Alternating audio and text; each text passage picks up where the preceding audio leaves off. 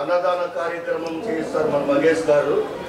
మహేష్ అందులత పాత ఊరు కూరగాయల మార్కెట్ వీరిచే ప్రతి సంవత్సరము అన్నదాన కార్యక్రమం జరగబడును. కావున వాళ్ళకు ఆయన ఆరోగ్యం కలిగించాలని కోరుకుంటూ ఓం నమ శివాయ. ఓం నమ శివాయ. ఓం నమ శివాయ. ఓం నమ శివాయ. ఓం నమ శివాయ. నమ శివాయ. ఓం నమ శివాయ.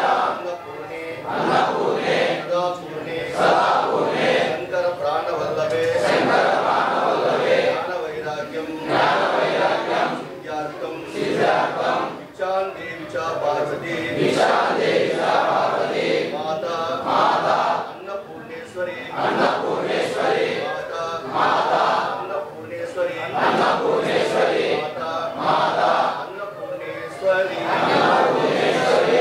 నమ శివాయ.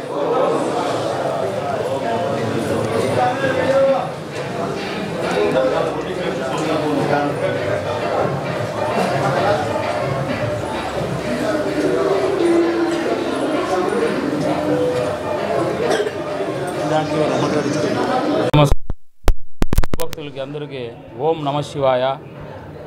ఇక్కడ విశేషమైన శివాలయం కాశేశంకర్లో నేను ఎదిగినప్పటి నుంచి ఇక్కడ మా తాతగారు ఉన్నారు. ఇక్కడ మనీస్వామి మా తాత.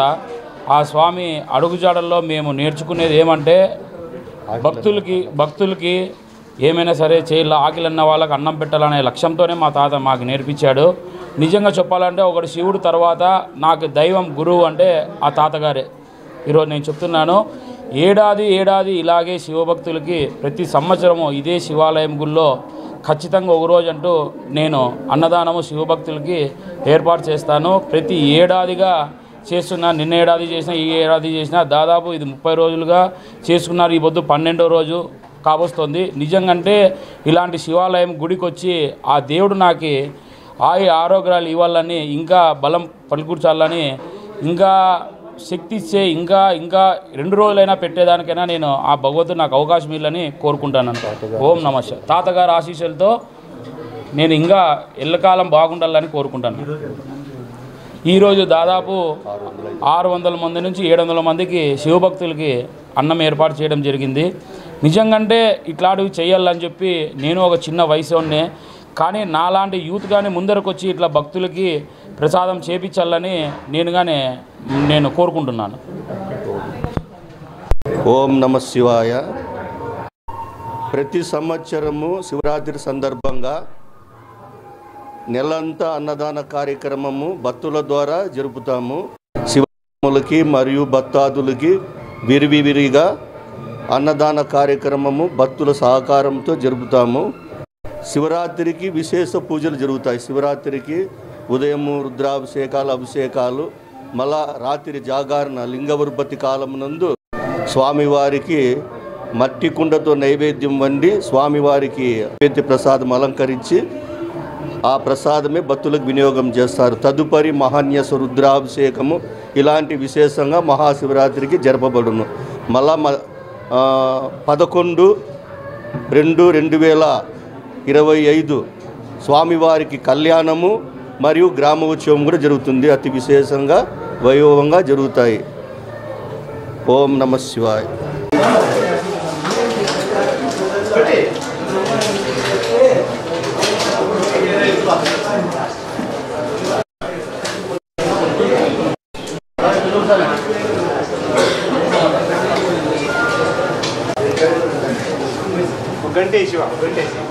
పెట్టి కింద అట్లా ఇంకో గెలుపు ఈ రెండు పక్కల ఇంకొక వేసినావా రెండు పక్కల వేసుకున్నావా